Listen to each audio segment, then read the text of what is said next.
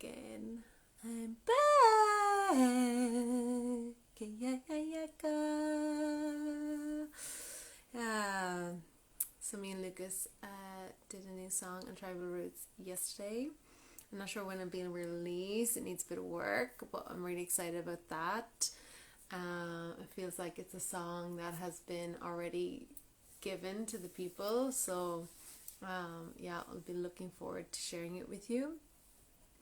I'm here to have another quick talk about relationships and open relating and polyamorous and sharing yourself with multiple people. It's something I have talked about and shared with people before. Most definitely in my work, a lot of people are coming to me and work through a lot of their sexuality or sacred sexuality problems, and my work is very much so about allowing liberation in your sexuality and allowing liberation in your space and allowing yourself to be fully open. And for me to be fully open, hey cat, yeah, we call him Cat. Yes, he wants me to hang out with him because I'm just back. Hello, and thank you for joining. So yeah, so the relationship of open relating and being in open relationships, which I have been and am in and will be in, and had lots of different styles of those and worked through a lot of different, like how I want that to look like and what it needs to be. Rather than really getting into it from that perspective right now, I really want to share the aspect of hello people. Yeah, and if anyone's in an open relationship, feel free to tell me, because it's really interesting to hear. It's becoming a lot more possible and a lot more invited, and kind of something I suppose I'm always rooting through for me, because my relationships with other partners is always to do with a deep healing of what I'm going through. So I don't just pursue someone because I think they're physically attractive or whatever. It's like I'm pursuing it because there's some deep connection there between me and this other person that feels so aligned, feels so universal to both of us. And in that space there's something so powerful occurring that, like, holy fucking god, basically that's how it is. It's just like wow.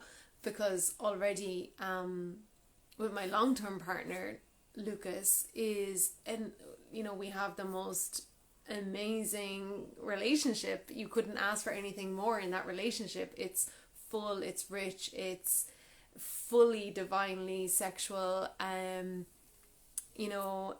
Every single time I probably engage with sexuality with someone, it's better. This is my life, because it's my work as a tantrika, as a shaman woman that really embraces sacred sexuality in our life, and also embracing the physical body, not only the energetic sexuality but the physical body of sexuality in the world of kink and what is that. So I've really explored the whole sphere of sexuality and dabbled in and out of things, and what do I want, what do I need, what do I like, what do I don't like. And I've also taught different aspects of that, and it all comes down to this deep area of like what feels good and what you can trust with another person. Hello. And so what you can trust with another person. So if you are feeling in that place where like this feels really good, this is good for my soul sexually, there's something occurring in me that feels more enlightened, then therefore I truly believe that partnership of people should engage together and should work through that magic. And if in that conversation it's quite delicate, because now we've moved into this world where people are open relating so much, and they're getting hurt and re-traumatized, and it's toxic, and there's so much in there.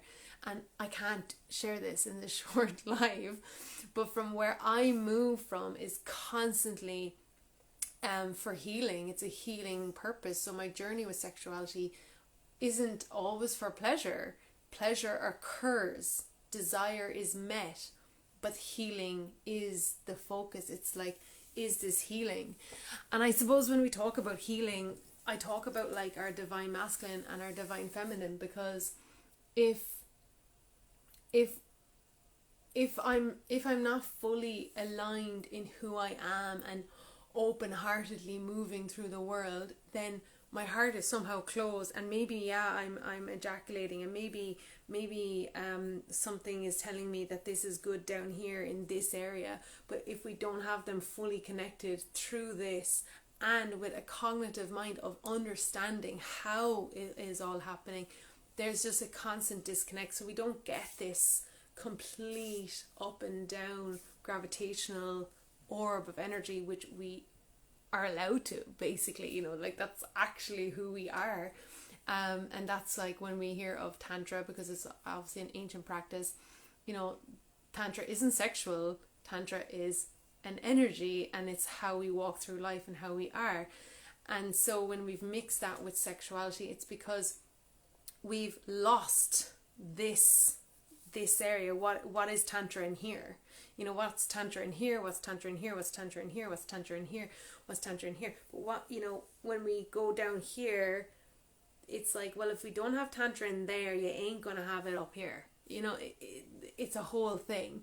So in this time, it's like, for me now, moving, kind of swooping forward, like moving into this really, really hard time where women, we have women, like I'm really talking about people that are already on their path.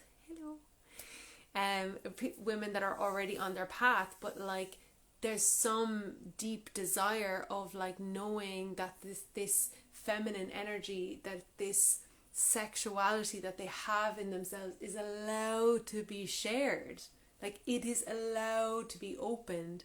And in society every day, it's not welcomed. Like when you walk through the city or your local shop, that shop doesn't say, hey, have an orgasm by the checkout. Yeah. It doesn't say that because it's not welcome. If someone had an orgasm by the checkout, everyone would be really weird and they wouldn't know what to do. They wouldn't even know who to call, right? So that is the truth, and that's the reality. And then, maybe someone might be on here going like, but, why would you want to have an orgasm at a checkout? It's like, why would you not want to have a fucking orgasm at the checkout? Why would you not want to have an orgasm 24/7 every fucking day? Hello. And I understand there is people out there that can't have an orgasm. So we're talking about the polar opposite here.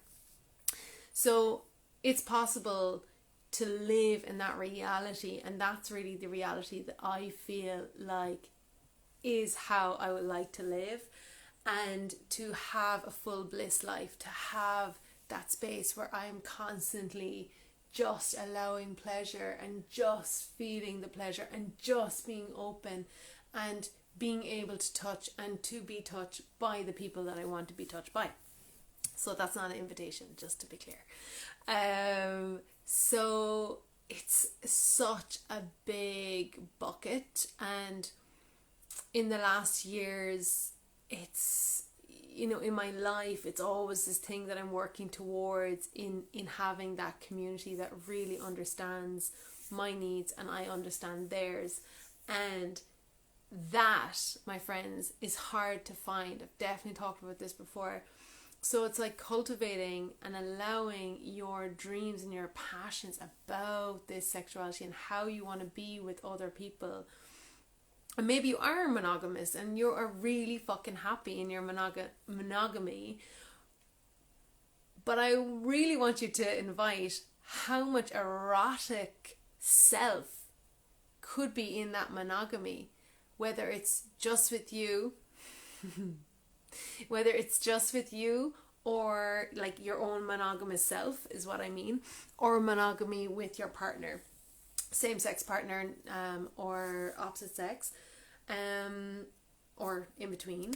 So like in that, it's like, well, what is that? What is that to live your day with that sexual energy running through your body without, because I think this is a big piece, is that the sexual energy is often confused with, if I have sexual energy, I want sex. Sexual energy, sex. This is not the case. Sexual energy is life force energy. It is how the flowers grow outside.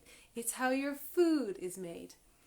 Organic food, I would say. Some of the other stuff is quite chemically orientated, but you know what I mean? It's like, this is how the birds and the bees work. It's like, it's kind of normal shit, right? So, you know, not everything is going around thinking about sex, but they are vibrating on an essence that is just like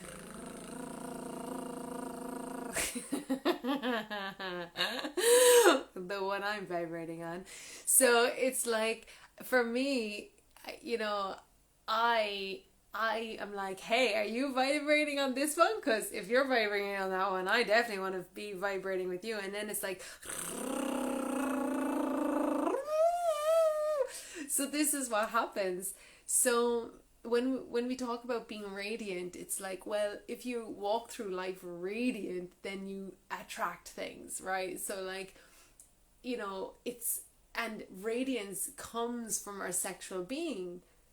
You really can't walk very radiant unless there's your sexual energy really fully aligned through your body, which, you know, we can call the Kundalini energy, or our white light. In yoga, there's lots of different names for this. It's, you know, our energy centers, and we just have to have this awareness, and to have those fully open, we need to get really into that sexuality. It doesn't have to be a physical act. It doesn't have to be you know, a constant, you know, you don't have to own a vibrator. You don't have to be into kink. You don't have to want to engage with someone else, but you do really have to own your sexuality. And how by doing that is a question mark. You know, what is that? How do you allow it to pull through you? And I do feel a lot of people's desires that get really stuck is because they're not allowing their desires to come out. And what happens then is our brains start to get this like real tight idea about what our desire is. And I'm looking at a lemon in the kitchen, and I'm just thinking, like, someone has a desire about having an orgasm with the lemon. Okay, you know, this is it. But they're so terrified to pick the fucking lemon up, go into their bedroom and have an orgasm with the lemon, that every time they see lemons, they get tight, they get uncomfortable, because they're like, fucking the thing, you know, and it's driving them, and their whole brain starts thinking about lemons every fucking day. I don't know if I can even curse on Instagram, but you know what I mean. They start thinking about lemons every day. So until you just like embrace the lemon, just like embrace the lemon, and then go, maybe that was amazing, and then it just becomes diluted and energy disperses.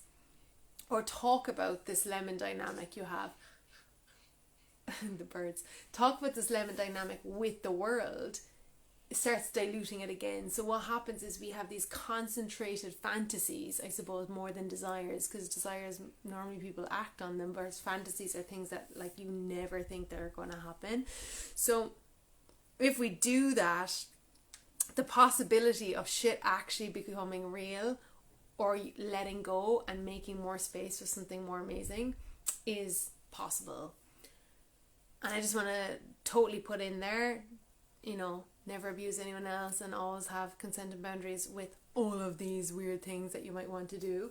But it's something that I keep seeing that we have to, in all the different tantra trainings I've done, or sexual trainings I've done over the years, in different communities, in different places, in different type of people, in all shapes and walks and sizes, it's like how do we really just own our true knowing of what we want and saying yes to that and saying no to the other. And yeah, so I'm going to start to close that up and share with you another time. Any questions, let me know. Any inputs, let me know. I always love when people are like, yeah, I really like that, or no, I didn't, or actually I have this question. Send them to me. And yeah, and feel free to sign up to my mailing list for some free stuff. I have my frog here. I'm going to play some frog for you. Yeah, I'm just totally turned on by myself right now. You should be too, by yourself. You probably could be turned on by me too, but you know, be better if you're turned on by yourself, because that's actually healthy. Okay, yeah.